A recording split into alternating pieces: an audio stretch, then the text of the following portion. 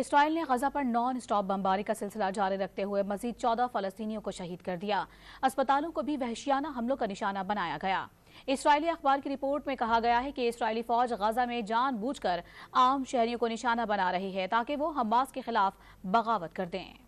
مغرب کی بھرپور حمایت کے باعث اسرائیل کی سفاکیت کم ہونے کے بجائے بڑھنے لگی۔ بریج، مغازی اور دیر البلح پر تباہ کن حملے کر کے مزید 14 فلسطینیوں کو شہید کر دیا۔ تازہ حملوں میں متعدد بچوں سمیت کئی افراد شدید زخمی بھی ہوئے۔ 24 گھنٹوں میں 133 فلسطینی جان سے ہاتھ دھو بیٹھے۔ جبالیہ میں العودہ اور خان یونس میں العمل اسپتال کو بھی نشانہ بنایا۔ قابض فوج نے ایک بار پھر فلسطینیوں کو خان یونس کا علاقہ خالی کرنے کی دھمکی دے دی۔ ایک اسرائیلی اخبار کی رپورٹ میں کہا گیا ہے کہ اسرائیلی فوج غزہ میں جان بوجھ کر عام شہریوں کو نشانہ بنا رہی ہے تاکہ وہ حماس کے خلاف بغاوت کر دیں۔ دعویٰ کیا کہ غزہ میں اسرائیلی حملوں میں عام فلسطینیوں کی اموات بہت زیادہ ہیں۔ ساتھ ہی یہ بھی واضح کیا کہ زخمی، لاچار اور غمزدہ فلسطینی مستقبل میں اسرائیل کے خلاف اٹھ کھڑے ہوں گے۔ دوسری جانب اسرائیل کی نان اسٹاپ بمباری کے باعث غزہ میں انسانی بحران شدت اختیار کرتا جا رہا ہے۔ کھانے پینے کی قلت کے باعث فلسطینیوں کا جینا مشکل ہو گیا۔ سہولیات کے فقدان سے دوچار غزہ میں بیماریاں تیزی سے پھیل رہی ہیں۔ شدید سردی میں خیموں میں رہنے والے بھی دوہری اذیت میں مبتلا ہو کر رہ گئے۔